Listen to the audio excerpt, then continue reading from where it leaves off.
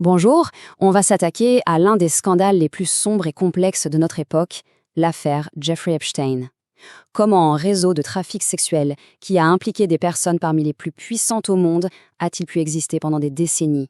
C'est une histoire qui repousse vraiment les limites du pouvoir, de la corruption et de l'impunité. Voilà la question au cœur de toute cette affaire.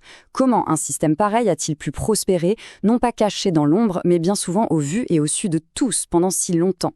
C'est ce qu'on va essayer de comprendre ensemble. Et pour commencer, il faut savoir que tout ça ne démarre pas dans une ruelle sombre, mais sous le soleil éclatant de Palm Beach, en Floride. C'est une communauté où la richesse et le pouvoir sont tellement énormes qu'ils créent une sorte de vernis d'honorabilité. Un vernis qui peut cacher les secrets les plus terribles. Tout part du courage d'une mère. Mais ce qui aurait dû signer la fin du réseau n'a été que le début de l'un des plus grands scandales judiciaires du siècle. Un accord secret, totalement opaque, a permis à Epstein de s'en tirer avec juste 13 mois de prison. En gros, ça lui a donné le feu vert pour continuer ses activités. Pour vraiment comprendre comment ce réseau fonctionnait, il faut qu'on s'intéresse au duo qui était au centre de tout ça.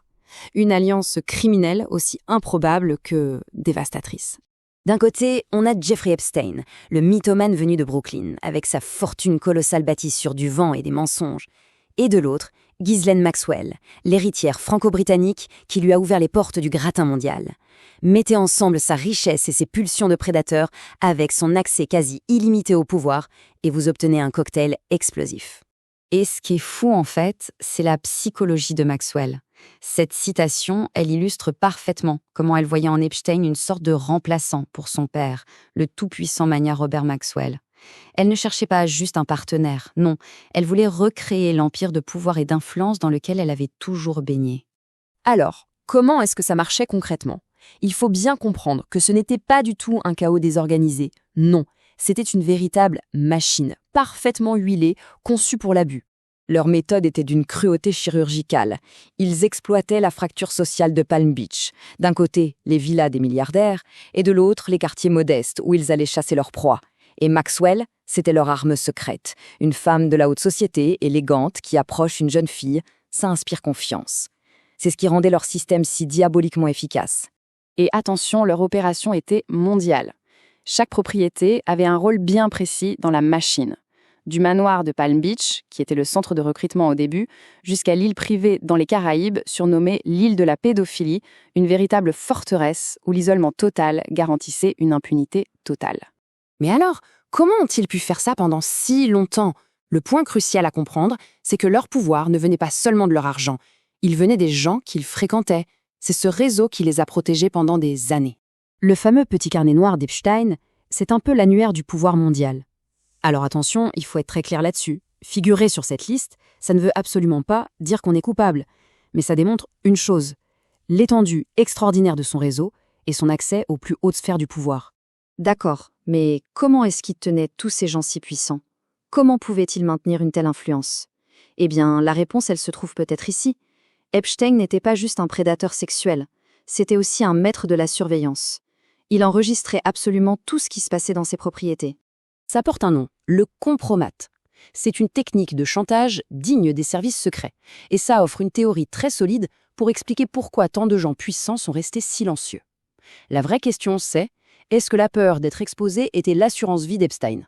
La question reste ouverte. On arrive maintenant au dernier acte de cette saga. Un acte où le journalisme, la justice et la mort s'entremêlent pour créer un final aussi explosif que mystérieux. Et c'est là qu'une journaliste du Miami Herald, Julie Brown, va tout faire basculer. Son travail acharné a littéralement fait renaître l'affaire de ses cendres, et ça a forcé la justice à agir. Les arrestations s'enchaînent, d'abord Epstein, puis Maxwell. Mais l'histoire va prendre un tournant que personne, absolument personne, n'avait vu venir.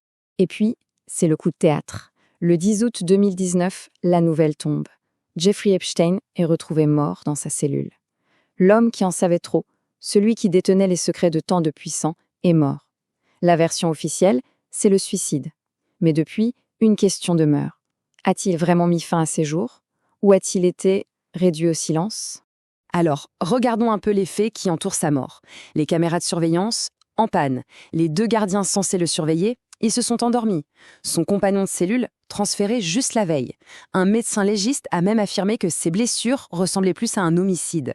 La liste des coïncidences est troublante. Une chose est sûre, sa mort a empêché la tenue d'un procès public qui aurait pu exposer beaucoup de monde. 20 ans.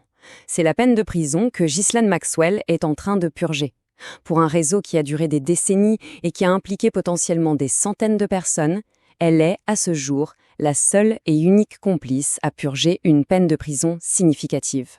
Et c'est ça qui nous amène à la question finale. La mort d'Epstein et la condamnation de Maxwell, ce n'est peut-être que le début de l'histoire. La justice n'a fait qu'effleurer la surface de cet immense réseau. L'histoire est donc loin, mais alors très loin d'être terminée.